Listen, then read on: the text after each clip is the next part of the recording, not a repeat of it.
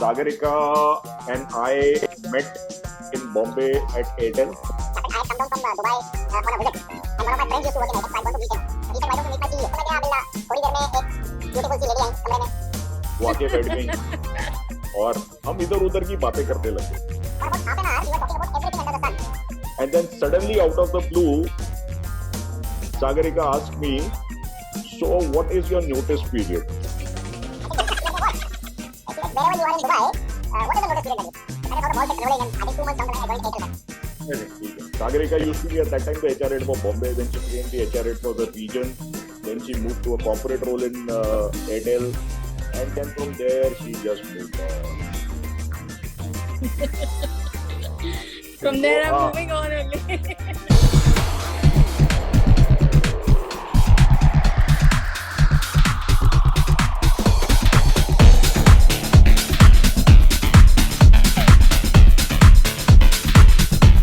Welcome, Sagarika, to Second Innings. It was very apt for us to get you on board at this moment. Whilst everybody is talking about anything and everything which is going to impact people, nobody seems to be talking about people themselves as to what is going to be happening to those people and what is it that they need to do, what is it that they must be going through today, and how they need to take care of themselves. Generally, the feeling around is that the HR people are the most employee unfriendly people. And I have gone on record across all the organizations that I work. There's one person whom I've always idealized as a HR person is you, Sagarika.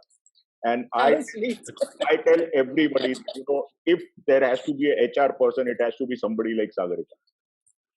Why is something no during this episode? So over to you, Anurag. Please shoot your questions to Sagarika and let's start. Welcome, listeners and viewers. Welcome to another episode of Second Innings. And today is one of the really memorable days for us. Today is my day. Today is my day for which I was actually born to take the interview of HR guy. और वो तमाम सारे सवाल listeners viewers जो आप लोगों के होते थे, जो हमारे होते थे एचआर के साथ, हमारे फोन नहीं उठाया करते थे एचआर वाले, हमारा इंक्रीमेंट क्यों कम लगा, मेरा प्रमोशन क्यों नहीं हुआ, वो सारी की सारी बातें मैं आज आप लोगों के बिहाफ पे पूछने जा रहा हूँ. And today with me and with Jeetu we have one of the finest HR in the country. Okay, so first, the first question is, do you really think that Indian companies have a function called HR? Yes and no. और मैं इसकी वजह बताती हूँ. Yes, because I have worked both in Indian corporations as well as multinationals, and I would rather say that Indian organizations are far more creative. Some of the entrepreneurs, the big entrepreneurs, do allow you that kind of a freedom. They listen to you. They'll make sure that you are part of the business strategy, etc., etc. Whereas a lot of Westerners, unlike the common belief, you also have to implement a lot of things. So that means you don't use any of your brains, whether it works in your market or it doesn't. So straight away, so if there is a policy, you just keep implementing it, and that's your job largely. So as far as Indian companies are concerned, I am not sure about the small medium company where HR is largely the owner's wife, because that's also largely the fact that a lot of people also think that HR is not a technical job. So like anybody can do acting or play cricket. Similarly, in the corporate life, HR is something like that. What is a big deal? There is no science in it. So anybody can be HR with common sense. So at least thanks for that. That at least they think that for HR you need common sense. So I'm not talking about those companies where you probably don't have a professional HR person. But wherever in the Indian companies you have professional HR person, I think you are given that freedom to work. Another thing I would like to mention, which is very pertinent with HR function itself, it's a very personality-driven function. आपने देखा होगा that in any organization that you have worked or you have worked with any HR people, like Jeetu just now mentioned, HR guys are very personality-driven. So if that HR leader is aggressive, gets things done, then people deal with that person differently. Versus if a person is not putting his voice across, and not kind of implementing things the way it should be, not listening to the customers, internal as well as external. He or she is dealt with differently. I think HR, unfortunately, is still very, very personality driven function. Signature on it. I have also faced in my life where people have said that, okay, I have seen this guy, Jitu. I'm sure you remember this incident that one of our colleagues mentioned to me when I had recently joined, and he said, Sagrika, so and so person I have seen, and so please hire him at so and so salary. So I sent the letter back to him saying that, ask your secretary to do the appointment letter. So he came back and he said, well, I didn't understand. So I said that if you have decided his or her salary, if you know whether the person fits or not, if you know the job description is right or not, if you have given him that employee experience, then go ahead and do that, do that clerical job. For that, you don't need to hire a vice president, right? So please go ahead and do it. So in the same way, I think HR guys, if you put your foot down and know what your job is and do it well. So the moment the candidate comes to me, then what's the value addition I do to that person and how I induct that person in the organization? I think that is where the real test is. And I think that is where the HR guys make a difference. In this COVID times, there's a lot of anxiety in the market, in the corporate world. People, those who are at the job, and they are really fearing that their salaries would be cut, and probably they would be handed over the pink slip. So, in all this given scenario, how do you see the role of HR? And what role of HR would be actually in these difficult times? I see mainly 4 key trends coming out of it, and that's what I think is going to make a difference. Is the employee experience. Like when you must have joined any company, the way you have experienced in an organization, somebody held you, somebody was a mentor, you went for indoor activities for getting inducted, then you had lots of interactions, physical interactions. I think that employee experience will change completely, because now people will get into newer ideas to make sure that how things are. Second trend I see is people analytics. I think now the people analytics would take a different shape, because it will no more be performance oriented or workforce planning oriented. It would be largely also to see where is the skill set gap, so a lot more technical aspects of people analytics will come in place for it. And internal recruiting, I think will be big, because I don't know how many companies will be able to hire new people and get them inducted in the kind of culture the organization has or has inculcated. So I think that's the way we might have things which is different. And the last which I see is the working between the multi-generation workforce. So we'll be forced to make sure that how your different generations in the organization communicate with each other, how we harmonize the entire thing. Now, it can't be compartmentalized. We need to work in the new way of working. We'll have to make sure that everybody works and harness on each other's strength. I have a question here, Sagarika. Very well put in terms of how different people with different skill sets will need to work together cohesively, and that makes the HR role even more critical. Okay, so it's not easy handling a 22-year-old or a 23-year-old with all the armory of digitalization inside him versus a guy who's 45 years of age and probably doesn't understand the C of computers, forget the A of AI and the M of ML. Where do you see the challenge from a HR perspective? The technology which HR function will have to start using is artificial intelligence in a manner, and AI is going to transform the way the key HR practices which is run. So I think that's how it will kind of move on. The data analytics would certainly take the center stage, and the gig economy will thrive. Branding and marketing will be integral part of human resources now. So, I think, and that's why the human resources professionals who have already upskilled themselves in these things will certainly have an edge.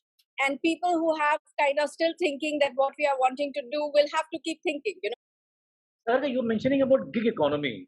So, do you think or do you foresee that in this gig economy, not much work for the companies that will outsource? To a large extent, I am in the thick of corporate discussions. There are a lot of companies where I'm already on the advisory, so I know there are a lot of friends in the industry who are talking about.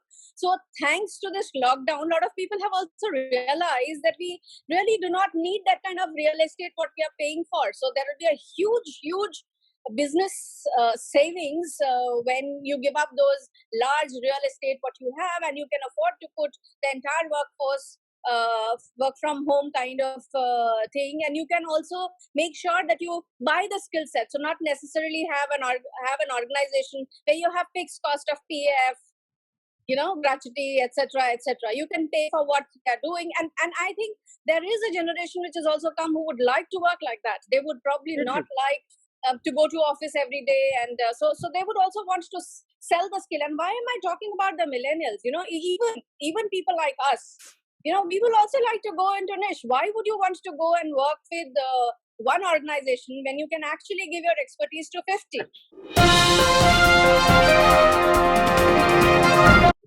Coming back to COVID again, Sagarika, generally I see you are an HR guy and I'm not. But whatever understanding I have is that in any company's annual budget, these salaries and all these these perks are not more than 20% probably, or even in fact lesser than this.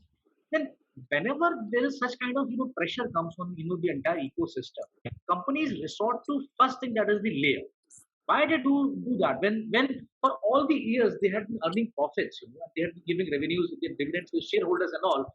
Moment there is a bad year, they lay off people. Why it happens? So leadership is about transformation of businesses, and I think that is what you absolutely rightly said. This is the time when you will see good organizations actually looking after their people, saving people, not laying off, etc. But the businesses who cannot sustain themselves as a business itself, or have a problem in handling the entire crisis in this manner.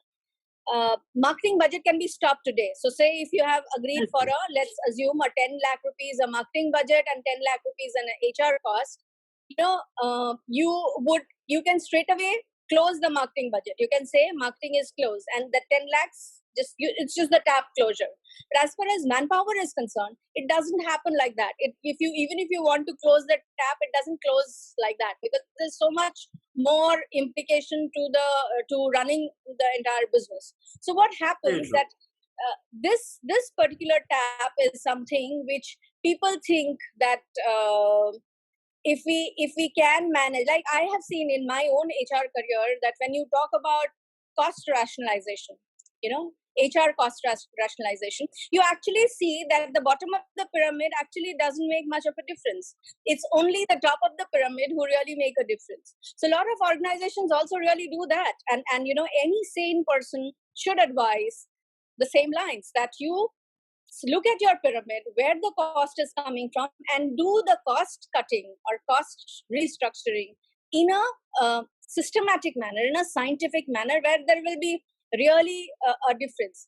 Like I admire those companies who have really taken a cut at the senior level and made sure there's no changes in the bottom of the pyramid, and that's the way to go. And this is the time also you will get to know who are the companies who really are in the business in a good way. Very true, very true. And especially, this focus will certainly be over. This entire episode will be over. And then again, companies will be requiring, the good manpower and to run their business in show, and people will not be there, then it will be a problem again. Something as if, the migrant labor has moved out of the Exactly. industrial cities and all. Get them back to same city is again a challenge. So once the manpower has gone out, again to get them back, even to train people is again a cost. So companies should actually think through this, and whether they should leave, they should lay off people, or they should continue with certain salary cuts, pay cuts and all. At least so that everybody can have an extension in their career and continuance of at least running their kitchens and households. Yeah, of course, that's there. And the migrant example what you gave, that the migrant workers who are really moving out and they don't have a job or whatever. The urban cities are going to have this crisis where we won't have workers here and we will have trouble. Some of them, I was seeing the television the other day and somebody was saying that I will never go back to Mumbai because I will do whatever I have to in my village, but I will not go. But again, we are a country, Anurag, where we have plenty of humans, plenty of resources, plenty of everything. So my sense is that things will come back to place gradually. We will all learn, unlearn, lead a new life. Of course, we will also, the organizations who are not being human will learn the way in a hard way. Organizations who are not paying attention to what people requirements are or not sensitive towards the current employees what they will hear the music, and I'm sure companies who are able to carry this along, they will go to new heights, and so this is the time, this is also the testing time when a lot of things will unveil in a manner that we will know what is good and what is not so good, and we learn our lessons. I think organizations also will learn their lessons on how to take care of people, and I'm sure, and that's why they say that it's going to be HR's era, because the era has to be of human resources, and how do we optimize the same human resources and make sure that we have used the skill in the right places and get back to work as soon as, the way we had nosedived. I think we should have a same kind of a up scale to our businesses, and that will only be possible when the strategy on human resources is in place. Okay, one more question. हम लोगों को, see, I was not, again, those who are non-HR guys, हमें ऐसा लगता था कि सबसे बढ़िया नौकरी HR की है. कोई प्रेशर नहीं है टारगेट का, कुछ नहीं करना. Poor sales guy, poor marketing guy, poor engineer who is working on the shop floor, he has to run from pillar to post and do everything possible. आप लोगों के लिए HR का पूरे साल बढ़िया चलता है, बढ़िया फर्स्ट क्लास, कोई दिक्कत नहीं है, मैनपावर आती रहती है, जाती रहती है. But the most difficult time comes for you when there is an increment. So the mother of all questions is, how do you make us understand the bell curve, और मुझे प्रमोशन क्यों नहीं मिलता है? What is the reason behind? आपने बिल्कुल सही फरमाया है कि मुझे प्रमोशन क्यों नहीं मिलता, पर मुझे थोड़ा सा एतराज है बाकी आपके बाकी पहले वाले सवाल पे. वो ये कि ऐसा नहीं है कि पूरे साल कोई काम नहीं रहता है, और पूरे साल जो HR वाला काम नहीं करता है उससे ये पता नहीं रहता है कि ये मुझे प्रमोशन क्यों नहीं मिला, इसका उत्तर कैसे दे. That's my perspective, how I thought about it. So unless I know exactly what you have done, I will not be in a position to answer you why you are not the one who has got the promotion and why the Y has got the promotion. So keeping a pulse of the organization is a huge job of HR, and keeping a pulse and accordingly updating being the ears of the business is what HR is. That means what you hear from the ground level to what you hear from the senior level is what HR does. HR absorbs all the energies of the organization and then transforms into processes, policies, and accordingly. So as far as bell curve is concerned, it is all intelligent organizations or all progressive developing organizations are moving out of it, because I think that it was a fad, and now kind of getting over it. Lots of good organizations are not even talking of bell curve.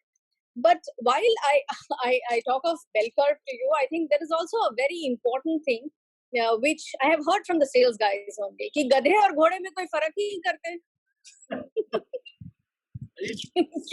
जिंदगी भर ये दर्द है हम लोगों का कि गधे और घोड़ों में कोई फर्क ही नहीं करते, तो वो फर्क तो करना जरूरी है.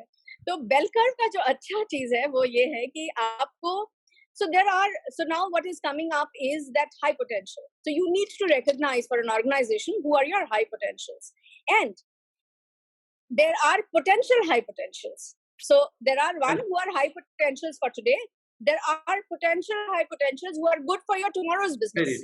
very well. And there are hyper potentials. That means currently who are like aggressive, who are working, and they will, no matter what you do, they will achieve their target. They are the ones who are the go-getters.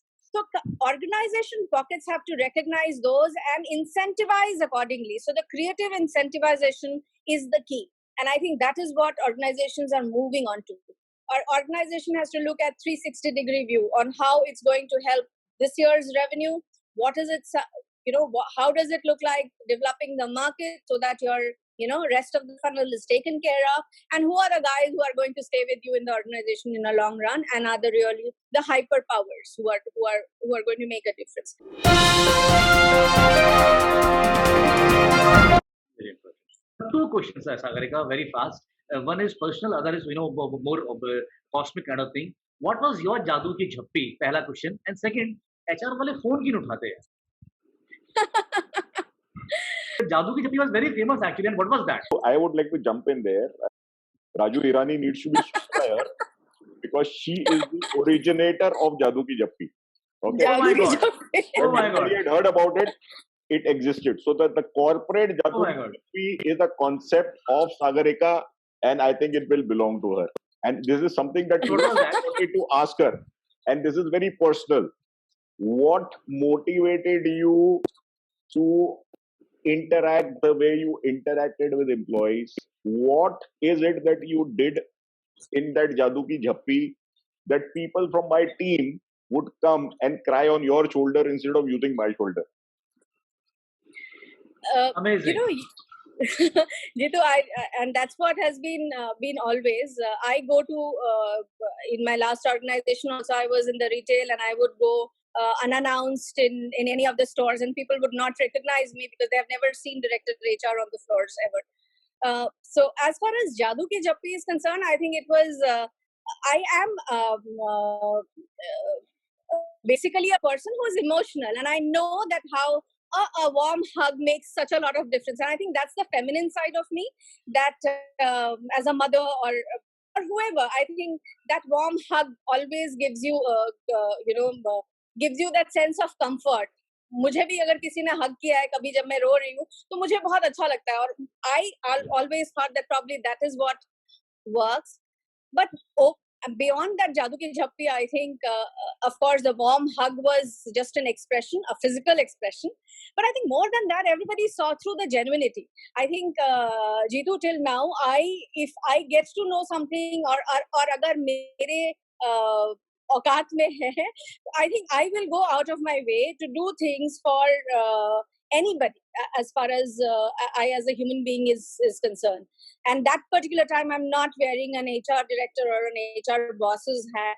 It is largely being a person who thinks what problem it could be. And I think that is why I have been lucky that people do share things, and sometimes they also feel that I'm not going to use that information in any wrong way. I think that's the trust.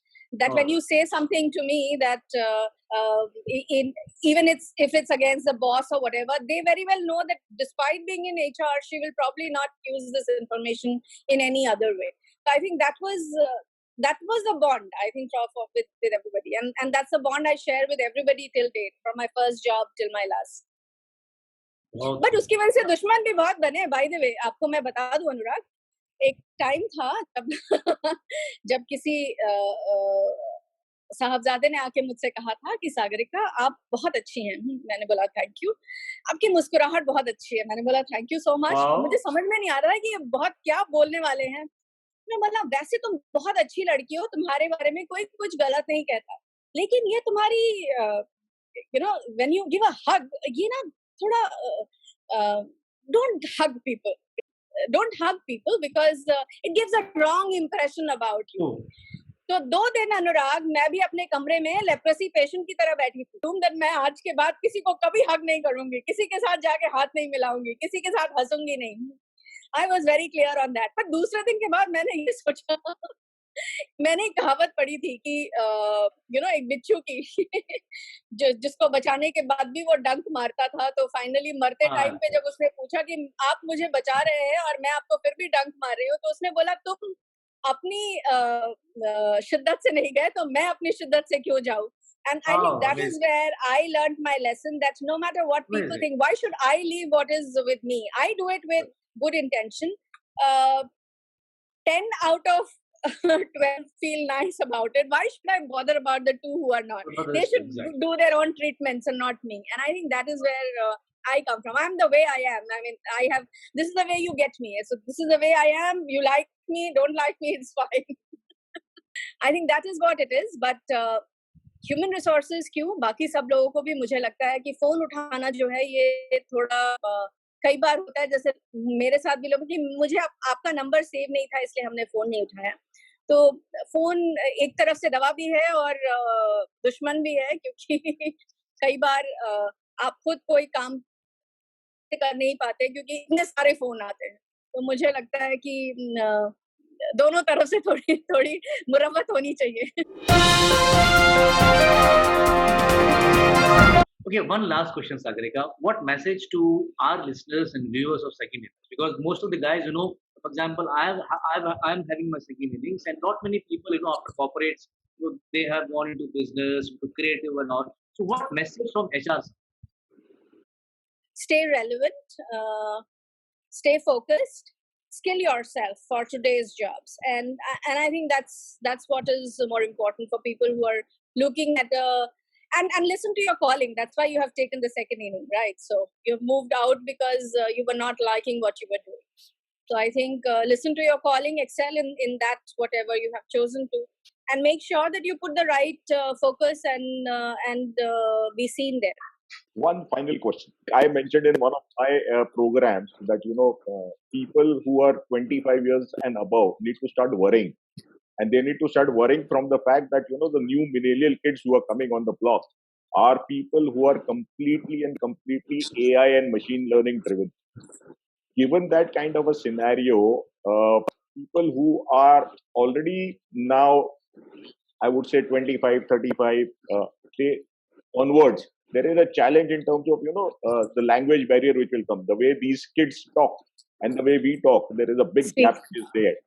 And that brings me to the basic pertinent question, which is that people who are in the middle management level, okay, maybe people who are in the age group of 40, 45, I think they become most vulnerable to this kind of a situation, okay, where all these changes are taking place, and there's always a resistance to change. No matter how much we talk about change is the only constant, and change, people need to change and all that. We know the fact that there is a big resistance to change, and everybody believes. And when you reach that age of 45, 50, you believe that you've done it, you've been there, you know it all. There's nobody who's going to be teaching you something new.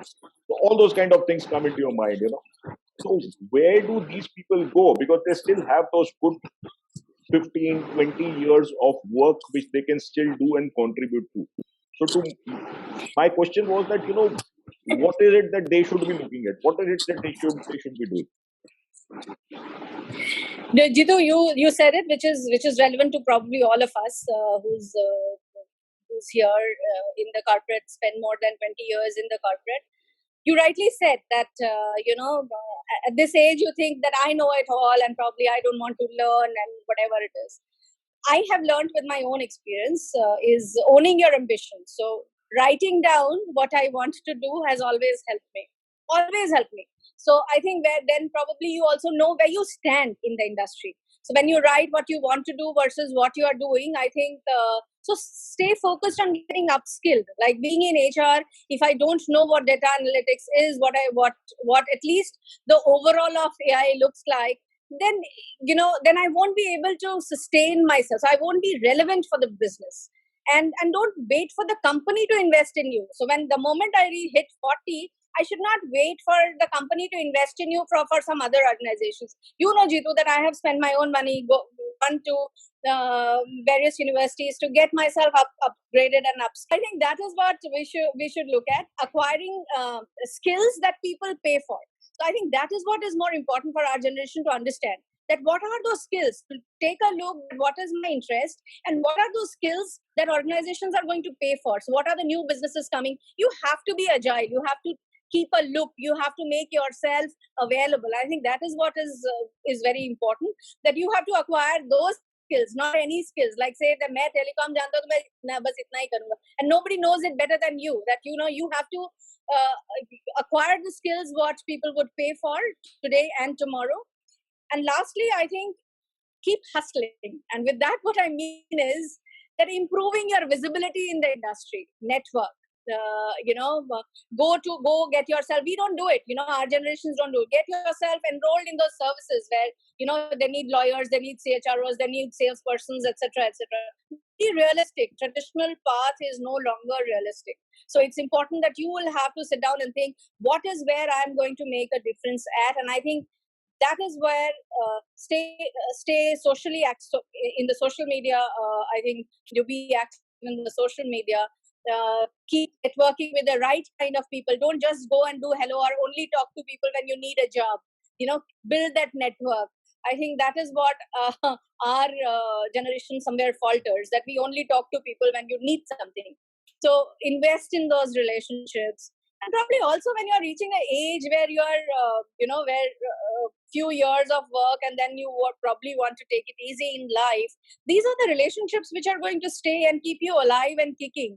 And I think there's no harm starting to invest in these kind of relationships and networks where you can keep yourself sustainable. So start thinking 20 years hence. And that's my request to all my friends, of our age. Start thinking what's going to happen after 20 years, when your kids are not going to be around, when you won't be physically that active.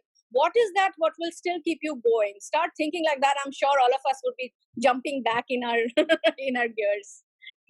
There is also another angle to it, and that is something that I keep telling people, that probably this is the time to also pursue your passion. If you have any passion, you have any hobby which you wanted to pursue, and for some reason it got lost during your work life, this is the time to actually get back to it. So we know people who into playing instruments. There are people like Anurag is a perfect example of it, where he's actually pursuing his passion now in his second innings, and there is that definite scope to actually convert that passion into a profession itself in your second innings. Profession. So I think that's also something which is very, very relevant and needs to be looked at. If you are financially secure and you do not have that kind of challenges financially, then there is an opportunity to also look at it, because today the world has changed. So you could be a YouTube star for all you know overnight, okay, and you could be raking in millions of dollars. You could be raking in millions of dollars. So there's no dearth of opportunities. Okay, and we never know where they're going to come from. So I think the way Sagarika summed it up in that one line or that one word that has really hit me very hard during this interview, where she says, "Stay relevant." I think that's the message, which is for everybody, and a very, very strong message that Actually, stay relevant, boss. The world is yours. So thank you very much, Sagarika. It was a pleasure having you. Thank you. And I'm sure we are not done with you. We are going to come back and have some more sessions with you. So thank you very much, Sagarika, and all the best. Thank you so much. Thank you. And from my side also. Thank you, Anurag, for having me. It was a pleasure. Thank you very much.